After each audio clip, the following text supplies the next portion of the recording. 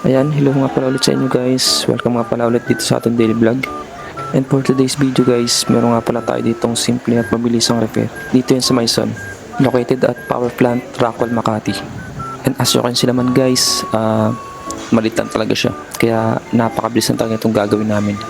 And yung mga makakasama natin dyan guys, si Kuya Berto, aka Bertong Pakpak.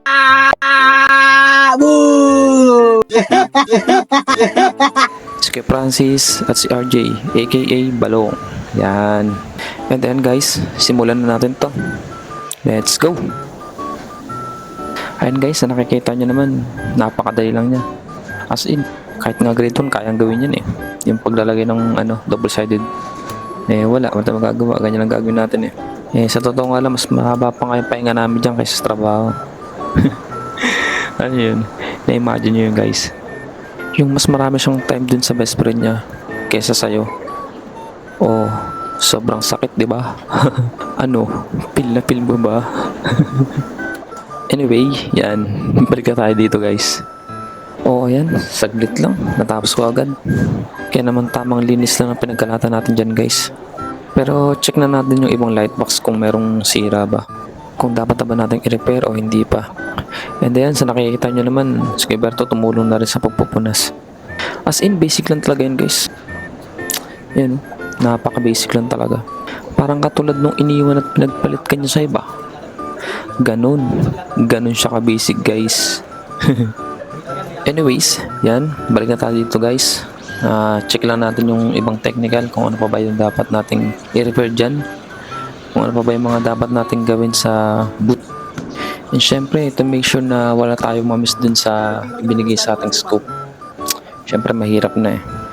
Yung tipong okay ka na, tapos bigla mo pa siyang mamimiss. Diba?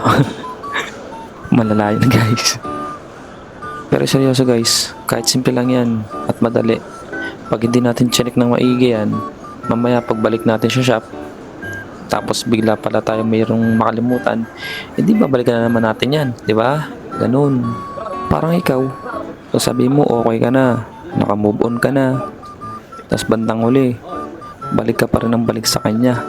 Kaya naman sobrang hirap talaga pag nagkaganon guys. Kaya naman, hanggat nandito pa tayo, mas magandang maklear na natin lahat ng gagawin.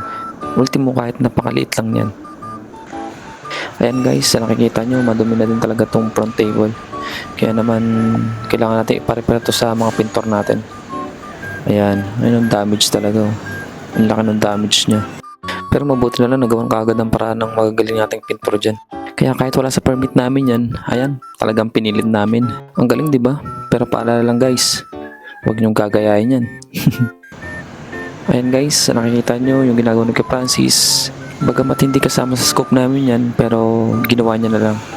Para at least walang masabi yung kliyente natin. Isa pa, nasa likod kasi ng counter yan, kaya mas mainam na i-repair na din natin yan. Oo, diba? Ganyan kami kabait. Kaso dito guys, meron kami napansin na lumulobo na yung MDF board niya. Ayan, hindi na talaga namin ma-repair yan. As in, kailangan talagang palitan yan. Kaya naman, ginawa namin dyan, in-report na lang namin. Para nang sa ganun, ma-heads up kay client yung mga ganyang problema sa boot nila.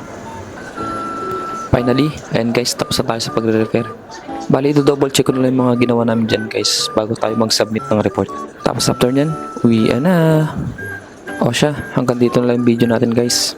Kaya naman, maraming salamat sa time. Again, thank you.